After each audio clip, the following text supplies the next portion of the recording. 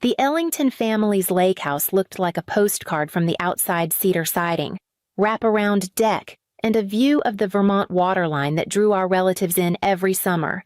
Inside, it was a wall of noise, uncles arguing about fishing, cousins chasing each other down the hallway. My mother, Evelyn, holding court in the kitchen with a glass of wine in hand. I'd learned long ago that the safest place for me at these gatherings was somewhere quiet, preferably out of Kellen's line of sight. My older brother thrived in these settings. Every story he told seemed to grow more outrageous, every laugh he got feeding the glint in his eyes. From the couch, I watched him hold a small crowd near the fireplace, acting out some fraternity prank. "Look who's creeping out of the shadows," he called when he spotted me. His grin was wide, but his tone had an edge I recognized. "Careful. Everyone Maris is on the move. Better lock up the silverware." A few people chuckled. I kept my head down, heading toward the staircase. "Remember Christmas." When she took out Grandma's china cabinet, he continued, voice rising so everyone could hear. "Cost Dad, what, $3,000? "It was an accident," I said quietly without turning back. "That's the thing about you. Sis, everything's an accident." I reached the bottom step, hoping he'd stay where he was. But his footsteps followed. By the time I hit the landing, he was right behind me. Running away again. His voice had dropped, close enough that I could feel his breath at my ear. "I'm just tired," I said. "You're always tired." He stepped around me, blocking the next flight of stairs. Arms stretched across the railing. "You can't pass. Dragons guarding the castle." It was an old game from when we were kids, but there was nothing playful in his eyes. I tried to duck under his arm. His hands hit my shoulders hard. The shove knocked the breath out of me before my body pitched backward. The stairs blurred, wood against spine. A sharp twist mid-fall. I heard the crack before the pain hit, flat on my back, staring at the ceiling. I tried to move my legs. Nothing. Above me, footsteps thundered. Evelyn's voice cut through the din. "Maris, get up. You're fine." Kellen's voice came next, casual and cold. "Just a joke." The carpet scratched against my neck as I lay there, trying to make sense of the pain that seemed to pulse from the base of my spine outward. Voices carried from the dining room laughter, the clink of cutlery, the same cheerful chaos as before. My fall hadn't stopped the party. It had just shifted it a few feet away from me. Kellen leaned against the doorframe, arms folded, watching me like I was part of the evening's entertainment. "It was just a joke," he said to no one in particular, but loud enough for the room to hear. "She's milking it." Evelyn swept in, heels clicking on the hardwood, wine glass still in hand. Her eyes skimmed over me like I was a dropped napkin. "Maris, honestly, you're ruining the evening. People came here to relax, not to watch you sulk on the floor." "I can't move my legs," I said, my voice thin. Grant appeared behind her, smelling faintly of cigars. "You've always been too sensitive," he muttered, as if that explained everything. Across the room, Aunt Ruth sat stiffly on the arm of a sofa, her gaze flicking between me and the others. She didn't speak, but her unease was written all over her face. 8-year-old Lily, Ruth's granddaughter, broke away from the pack of younger cousins and crept over to me. "Are you hurt?" she whispered, her big brown eyes round with worry. "Yes," I whispered back. "Then why aren't they helping?" I had no answer. "I need a doctor," I said louder, forcing my voice to carry. "Something's wrong." Grant shook his head. "We're not wasting ER bills on theatrics. You'll be fine in an hour." Ruth shifted like she might stand, but Evelyn shot her a look that rooted her back in place. Lily squeezed my hand before her mother called her away. I stared at the ceiling, heat rising behind my eyes. The numbness in my legs was spreading, a cold tide creeping upward. I tried once more to push myself up, and white-hot pain shot through my back, stealing my breath. somewhere beyond the ringing in my ears. I heard Marcy's voice from the dining room sharp, cutting through the chatter. Enough. I'm calling 911 from my place on the floor. I could see the dining table crowded with plates and glasses, the warm light catching on polished silver. I was shivering now, though the room felt stifling every time I tried to shift. Pain ripped down my spine. Marcy, my cousin by marriage, caught my eye. She was halfway through a bite of roasted chicken when she stopped chewing, her gaze narrowing. She set down her fork, stood, and walked over. Mary's. You're shaking, she said quietly. I can't feel my legs, I whispered, before I could say more. Grant's voice cut in from across the room. She's fine. Marcy, don't encourage this. Marcy didn't break eye contact with me. I'm calling 911. You're not, Grant snapped, his tone sharp enough to silence the table. No one calls. This isn't an emergency. Marcy pulled her phone from her pocket.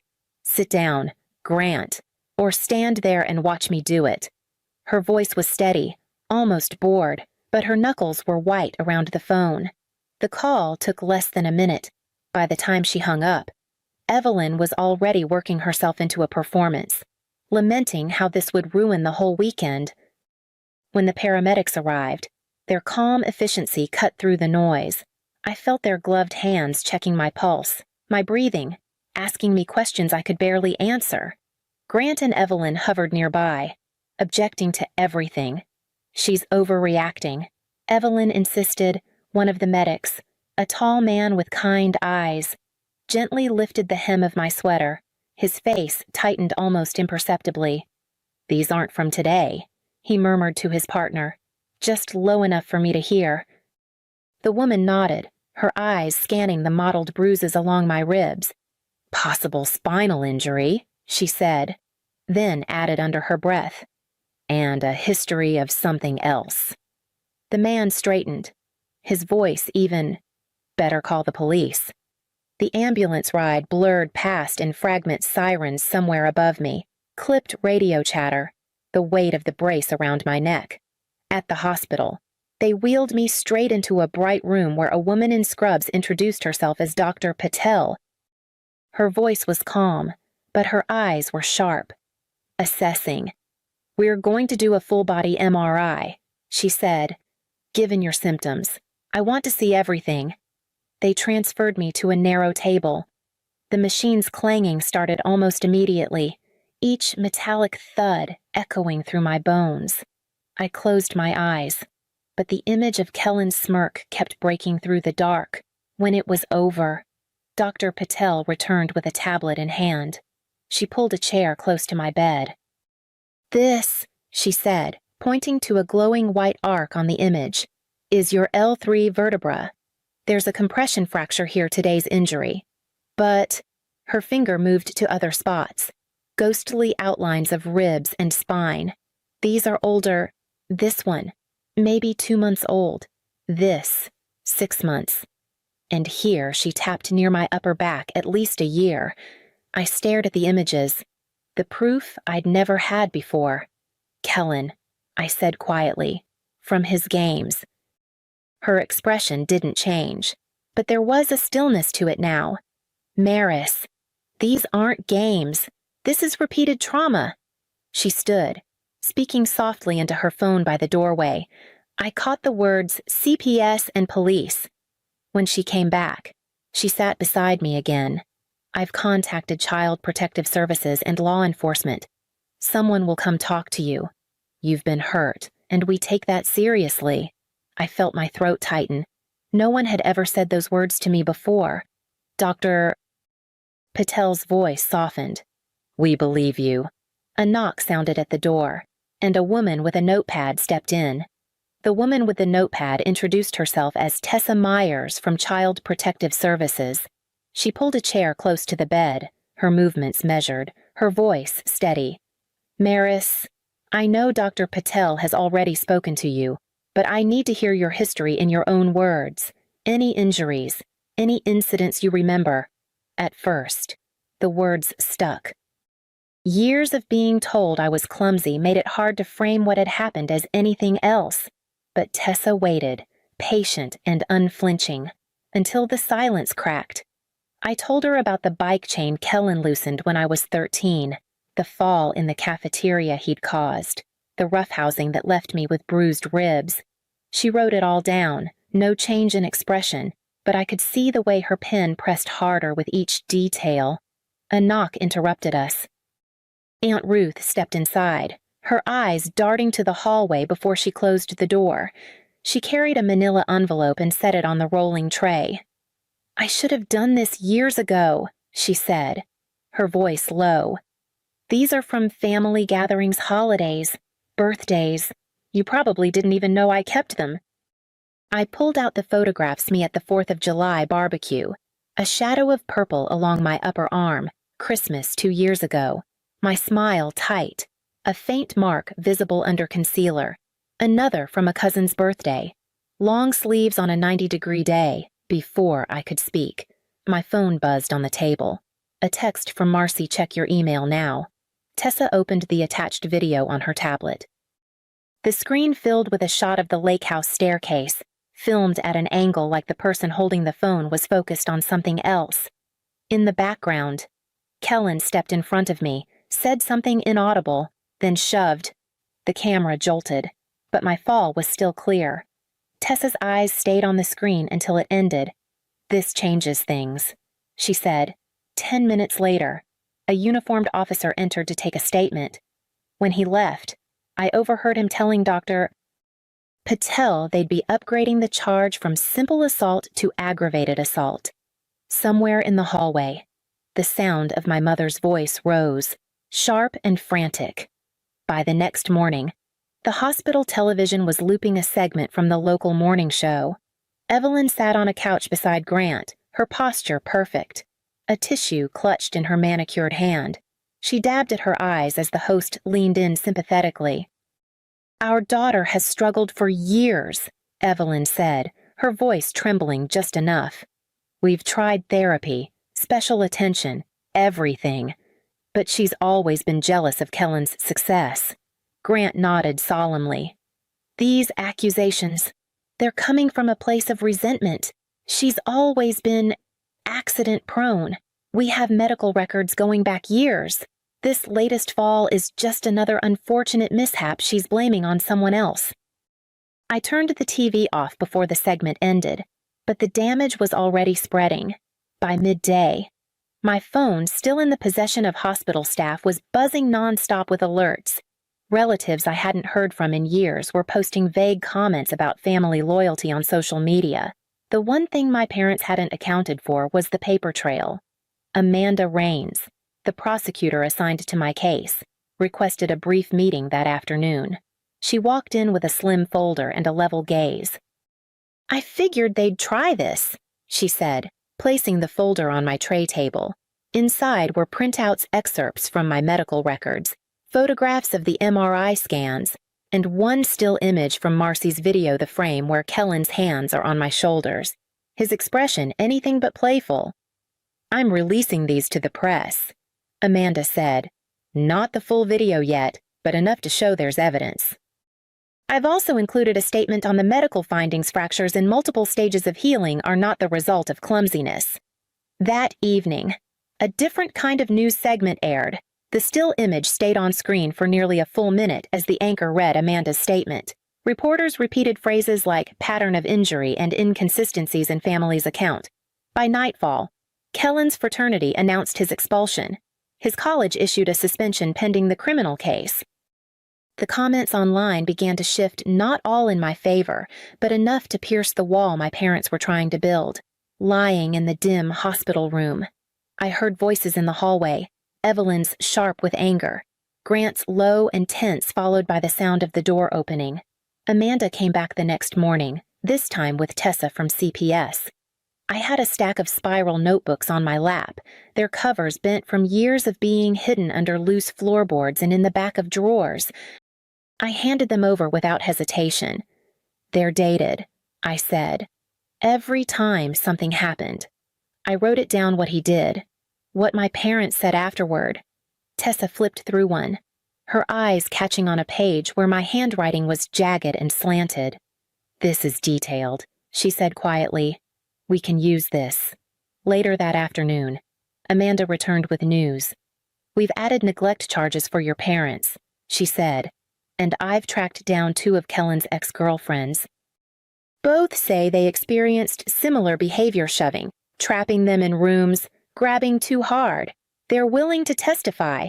It was strange hearing about his violence toward others, like pieces of a puzzle I'd been staring at my whole life finally fitting into place. In the rehab wing, my physical therapist, Marcus, met me with a pair of parallel bars. "Let's see what you can do," he said. The first time I put weight on my legs, the pain was sharp enough to make my vision blur. Marcus stayed close, ready to catch me if I faltered, one step at a time. He said, "Each movement felt like pushing against everything my family had told me too sensitive, too dramatic, too weak." I gritted my teeth and took another step, my hands gripping the bars so hard my knuckles ached. By the end of the session, sweat ran down my back, but I was upright. It wasn't much, but it was mine. When I got back to my room, Amanda was waiting with a folder in hand. "The court date's set," she said. The courtroom felt smaller than I expected, the air thick with quiet murmurs as I took my seat at the witness stand. Amanda gave me a brief nod before stepping forward. "Maris, can you tell us about your relationship with your brother?" I spoke slowly, making sure each word was steady. I told them about the years of shoves, trips, accidents that left bruises and broken bones, the times I'd tried to speak up and been called dramatic. I described the fall at the lake house in detail, my hands clenched in my lap to keep them from shaking. When Amanda finished, Kellen's attorney, Mr. Harlan, rose with a smile that didn't reach his eyes. "Isn't it true you've been treated for anxiety and depression?" "Yes," I said, "because being abused is depressing." He tried to frame my journals as exaggerations, suggested I misremembered events. "Perhaps these incidents didn't happen the way you think," he said. "The MRI doesn't lie," I replied, "and neither does the video." Amanda called the first witness Tara, one of Kellen's ex-girlfriends. She kept her gaze on the jury as she said. He pushed me down a flight of stairs. Gasps rippled through the room. 2 more witnesses followed a former teammate describing Kellen's temper, a neighbor recalling shouting matches that ended with slamming doors and crying. Finally, Kellen took the stand. "It was roughhousing," he said, shrugging. "Siblings fight." "I never meant to hurt her." Amanda leaned on the podium. "So, you admit you put your hands on her." He shifted in his seat. I might have lost my temper. Her voice stayed even. "You lost your temper, and your sister ended up with a fractured spine. That's not roughhousing. Mr. Ellington? That's violence." Kellen's jaw tightened, but he didn't answer. When I left the stand, I caught the eye of a juror who gave the faintest nod. Amanda's closing statement was still to come. The jury was out for less than 3 hours. When they filed back into the room, no one moved. I kept my hands folded in my lap, eyes fixed on the foreperson, guilty on all counts. She said aggravated assault, pattern of abuse, violation of the restraining order. Each word landed like a stone in still water, rippling through the courtroom. Kellen stared straight ahead, jaw clenched. Amanda's expression didn't change, but her shoulders eased just slightly. The judge moved quickly through sentencing 2 years in prison, 5 years probation, mandatory registration as a violent offender. Then it was my parents' turn. Neglect and endangerment probation, parenting classes, court-mandated therapy. Evelyn's perfectly made-up face didn't flinch until the gavel fell, outside the courtroom. The hallway was crowded with reporters and family members. I was halfway to the exit when Evelyn stepped in front of me. "I hope you're happy," she said, her voice low but shaking with fury. "I'm free," I told her. "That's enough." She blinked once, as if she hadn't expected an answer, then turned on her heel and disappeared into the crowd. Amanda appeared at my side. "We'll talk next week about the restitution hearing," she said. I nodded, but my mind was already somewhere else away from this building, away from their voices. I walked toward the doors, the winter air spilling in through the glass as someone held it open. Aunt Ruth was waiting at the bottom of the steps. I moved into Aunt Ruth's house 2 weeks after the verdict. She'd already cleared a room, painted the walls a soft gray, and put fresh sheets on the bed. It wasn't just space, it was safety. Therapy started right away, this time with someone who listened instead of diagnosing me with oversensitivity. We worked through the memories one by one, dismantling the reflex to explain away my pain.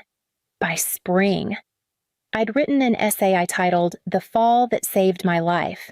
Amanda helped me place it in a national outlet. Within days, my inbox filled with messages from people who'd grown up with their own golden child sibling, from parents who'd realized too late they'd missed the signs. It became the foundation for my advocacy work. I spoke at schools, shelters, and community centers, telling my story in the hope it might pry open the silence for someone else. Each time I stood in front of an audience, I remembered what it felt like to lie on that floor. Unheard, and I spoke louder. A year later, I moved into my college dorm, on my first night. I stood at the bottom of the central staircase, looking up. My chest tightened, but not from fear. I climbed slowly, each step steady, the wood solid under my feet. At the top, my phone buzzed. A text from my cousin Lily. "My teacher read your article in class. She says you're a hero." I smiled and typed back, "Not a hero, just someone who told the truth." Then I walked down the hall toward my room, the laughter of new friends spilling from an open doorway, and let the sound pull me forward.